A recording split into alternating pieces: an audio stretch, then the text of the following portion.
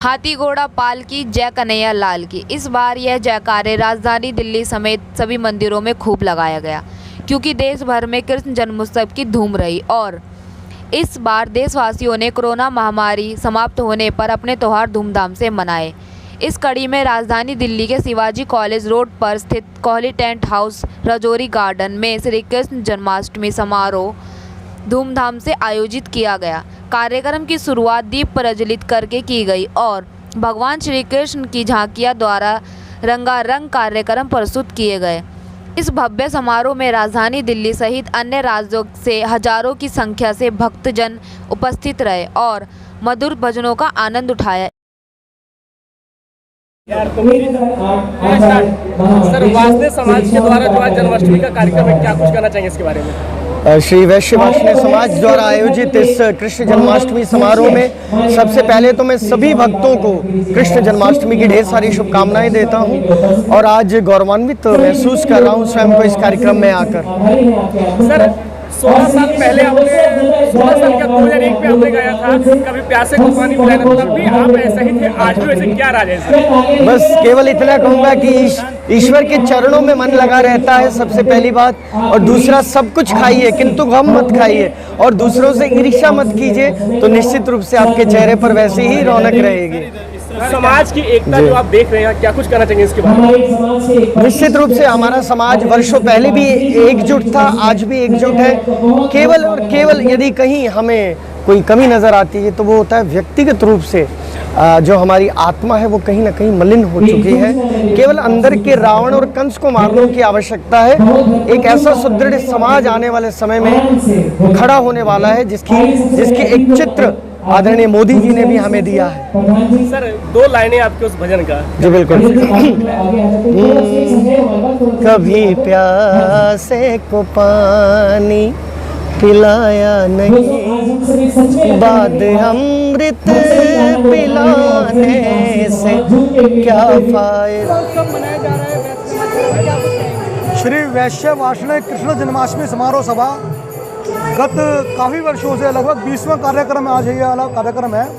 यह कृष्ण जन्माष्टमी का कार्यक्रम आयोजित करते आ रहे हैं। कोविड के कारण पिछले 3 वर्षों से इस कार्यक्रम को हम नहीं कर पाए किसी कारणवश, क्योंकि कोविड की रिस्ट्रिक्शंस लगी हुई थी।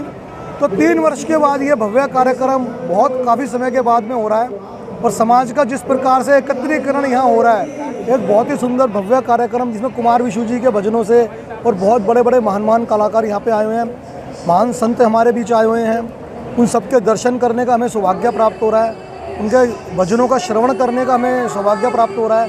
तो ऐसा अवसर मेरे मानना यह है कि ऐसे कार्यक्रम होते रहने चाहिए। समाज को एकत्रित करने के लिए, इकट्ठा करने के लिए, धर्म जागरण के लिए इस प्रकार के कार्यक्रम होते रहने चाहिए। समाज के लिए क्या कुछ मैसेज देंगे इस मंच के माध्यम से? मैं समाज को यही मैसेज दूंगा, देखिए कृष्ण जी का हम जन्मोत्सव मना रहे हैं।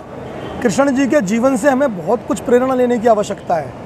वो एक राजा होते हुए भी, द्वारकाधीश होते हुए भी, वो उनका प्रिय मित्र सुदामा से इतना प्रेम था उन्हें, और वो उनका जितना सरल जीवन था, बंसी भी बजाते थे और सुदर्शन चक्र से दुष्टों का संहार भी करते थे।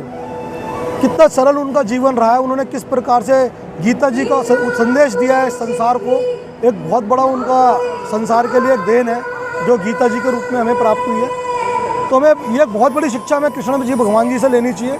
तो यही मैं कहना चाहूँगा। क्या कुछ कहेंगे कि आज जो समाज ने एकता दिखाई है उसके लिए क्या कहेंगे? समाज की जो एकता है काफ़ी वर्षों के बाद आज देखिए, क्योंकि 3 वर्षों से कार्यक्रम हुआ नहीं था और समाज को एकता होनी बहुत ज़रूरी है। समाज के अंदर कोई भी समाज हो, एकता बहुत ज़रूरी है। एकता में ही अखंडता है।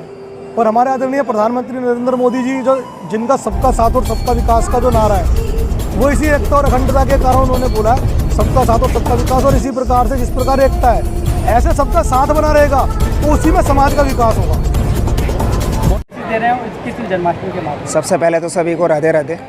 पूरे समाज के लिए बहुत बहुत धन्यवाद कि आज सब हम लोग यहाँ पे एकत्रित हुए।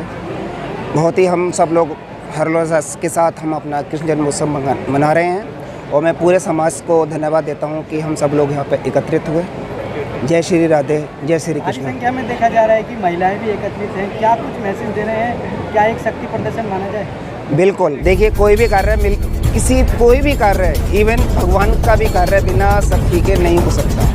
तो इसीलिए समाज का कार्य हो या घर का कार्य हो, इवन भगवान का भी कार्य हो, तो उसमें शक्ति की आवश्यकता जरूर होती है। तो इसलिए महिला शक्ति की जो आज हमारे 50 से 60 महिलाओं ने एक कार्यक्रम दिया, ये समझ लीजिए पूरे भारत का जो परिचय दिया, ये हमारे वार्षिक समाज की एक शक्ति है। उसमें एक कार्यक्रम ये भी था कि बीजेपी आपको पता है कि कोविड ने सभी को फेल कर दिया था, लेकिन फिर भी हम अपनी निरंतरता, अपने समाज को एकत्रित करने के लिए ऑनलाइन हमने लगातार इस कार्यक्रम को किया। हमने इसकी निरंतरता लगातार बनाए रखी और कोविड में देखिए नुकसान तो बहुत हुआ ही हुआ, लेकिन हम उस कोविड को भूल के सारे लोग उत्साहपूर्वक इस हम कृष्ण जन्माष्टमी को हम लोग मना रहे हैं। सर, इस कार्यक्रम का मुख्य आकर्षण क्या है? देखिए, मुख्य आकर्षण अगर हम आज का देखें तो हमारे वार्षिक समाज की महिलाओं की जो शक्ति थी, मैं तो उसको मानूँ करेगा। तो कोई भी कारण ऐसा नहीं है कि हमारा देश विश्व गुरु बनने से रुक पाए। इसीलिए मैं युवा शक्ति का आह्वान करता हूँ, नारी शक्ति का आह्वान करता हूँ। विशेष रूप से नारी शक्ति ने हमारे समाज में काफ़ी अच्छा काम किया है। भ्रूण हत्या जैसी कुरीतियों पर हमारे समाज में आज मैं गर्व के साथ कह सकता हूँ, आज समाज में लगभग हमने 17 साल पहले एक गठन किया था महिला महासभा का। उसके बाद जो संदेश जन जन तक पहुँचे हैं, भ्रूण हत्या बिल्कुल ज़ीरो है समाज में। सर, कितने लोग आज शामिल हुए कार्यक्रम? आज के कार्यक्रम में आप खुद देख सकते हैं जो हमारे भीड़ इसमें है। आज देखिए जनसमूह कितना है। मेरा अपना अंदाज़ा है कि कम से कम 1000 से 1500 लोग तो आपके सामने अभी भी हैं, जबकि काफ़ी लोग जा रहे हैं, आ रहे हैं, जा रहे हैं समय के